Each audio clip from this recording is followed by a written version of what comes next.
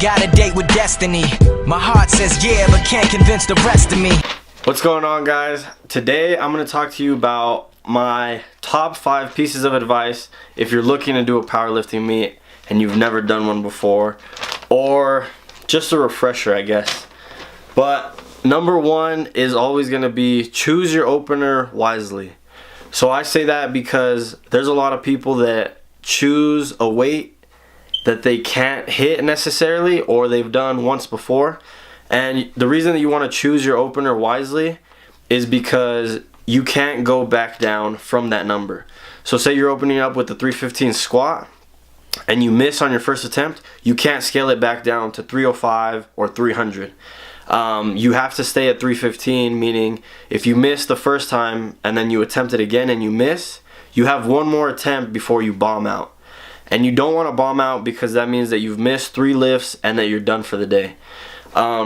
So when you bomb out, it sucks because you've spent money on the meet, you spent money on your membership card, you spent money maybe traveling somewhere for the meet. So you definitely don't want to do that. Every organization is different. For example, NASA, the one that I compete in, if you bomb out, they put you in the push-pull portion of the meet. But other organizations, they'll say, okay, well, you bombed out, you're done for the day, which sucks again. So for your opener, you want to choose something that you can triple pretty easily. And it's good to do something a little light because you just want to get on the board, and then from there you want to make your jumps to attempt 2 and then attempt 3. Number 2 is going to be clearly print on your card. So when you weigh in, they're going to give you a card and it's going to have your weight class, your division, and then you're in charge of putting your openers for each lift. And when I did my first meet back in April, I guess I didn't print my numbers very clearly, so they ended up giving me an opener that I didn't choose, and it was an opener that was lighter than what I had warmed up to. So it threw me off. It kind of sucked, but it's all good. So print as clear as you can. Make sure your 8 looks like an 8, 6 looks like a 6, etc., etc. Number 3 is going to be pay attention to the flights and where you fall in your flight. So what I did for both my competitions is they take everybody's flight and they post it on the wall.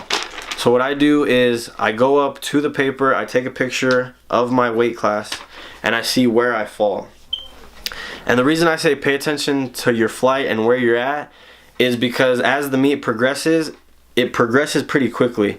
So they'll go from flight A, they usually start off with the girls. They'll go flight A, B, C, for example, and then D, C, or A, B, C, D, E, I'm sorry. But pay attention to where you fall in your flight because you don't want to miss warming up. So going back to my last meet, I was paying attention and I was watching the meet, but I never realized that my flight was up next. So what ended up happening is I had to rush to get warmed up. So I warmed up a plate, 2 plates, and then 2 plates and a quarter, which was 275 in the matter of, I think, a minute and a half. So I just, warmed up really quickly, and then I had to jump from 275 to 365, which was my opener.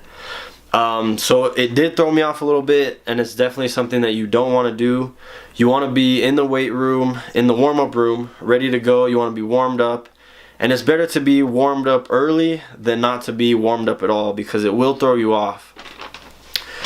Number 4 is going to be train specifically for what you're trying to do. So if you're trying to do a powerlifting meet, that means you need to train your squats below parallel. That means you need to train your bench paused. So I would do extra long pauses on bench. It means squatting away from a mirror. So if you're used to squatting in front of a mirror and looking at yourself when you do squat, I would flip it and stare at the opposite, at a wall, or put paper over the mirror if you can't flip it, or do something, because in competition they're going to ask you to squat below parallel no matter what federation you're in. They're going to tell you to pause on your chest for bench press, and you're not going to be able to squat in front of a mirror. What else is there? Oh, so another thing is you have 1 minute to complete the lift. So from the time that the bar is loaded, you have 1 full minute to get onto the platform, complete your lift, rack it, and I would practice that because a lot of people, for example, on squat, they take their time wrapping their knees, they take their time wrapping their wrists, they take their time putting the belt on. But if you can't do all of that and complete your lift in a minute or less, then that lift is basically scratched, doesn't count. So I would practice that. And one really important last thing that I would practice is your commands. So if you don't know your commands, I would go into the rule book, review all the rules, but commands is huge, guys. At my last meet, there was a lot of people that missed benches and a lot of people that missed squats because, for example, on squat, you're supposed to squat down, come up, pause, and then they tell you to rack it. But there's a lot of people that would come up and rack it immediately. So I would practice somebody giving you the commands for squat, bench, and then deadlift, it's just a down command. So you basically deadlift it off the ground, hold it for a second, and then the head judge tells you to put it down. But other than that, I would review the rules because every federation is different once again. For example, NASA, they let you, when you're benching, they let your head come off the bench. But I know that in other federations, your head has to be completely on the bench, touch your chest, and then you drive. So reviewing the rule book for your federation is really important.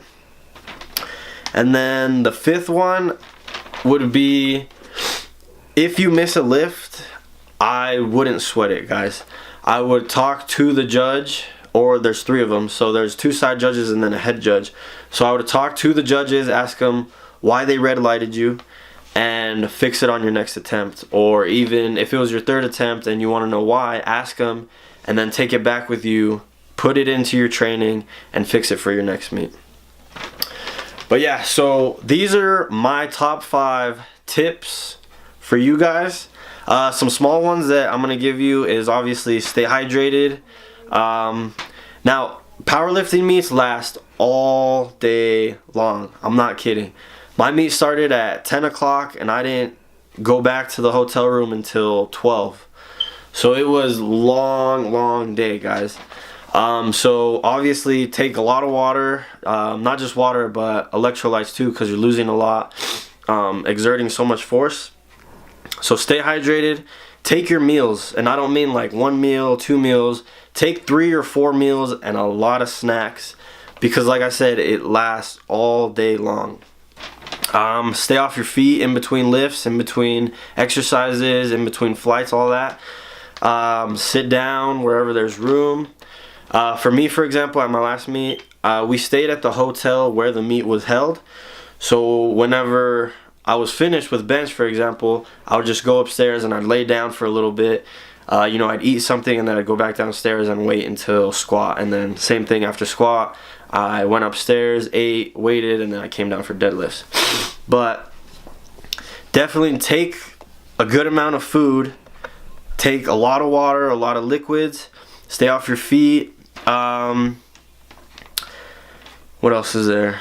If you do travel out of state and your meet is out of state, try and stay where the meet is going to be held. For example, mine was at a hotel. If you can do that, that's going to save you a lot of time, a lot of energy, and it's going to help you a lot. So just some tips for you guys looking to do a powerlifting meet, or if you want to know what powerlifting is about. It's basically who can lift the most weight according to your age group and according to how much you weigh. And you get 3 attempts at every single exercise. You can do anything from the curl, power clean, and then there's squat, bench, and deadlift. So curl and power clean fall under power sports. Squat, bench, and dead fall under powerlifting. You can do unequipped or equipped. And then other than that, that's pretty much all powerlifting is, guys. Trying to see who can lift the most weight. But I hope you guys learned something from this, and if you are looking to do a powerlifting meet, I encourage you to try it. It's something different and something new. The environment is really cool, guys. All the people that powerlift that I've met and the meets that I've been to, they're super nice, they're super cool, everybody helps each other out, and everybody cheers each other on, which is pretty awesome because everybody gets hyped for everybody's lift, you know. Everybody supports each other, so the community that you get brought into is really, really cool. So once again, if you want to do one, I encourage it. Try it out. If you don't like it and it's not for you, then it's cool, it's fine. At least you gave it a shot. But I hope you guys learned something from these little tips and tricks that I gave you guys.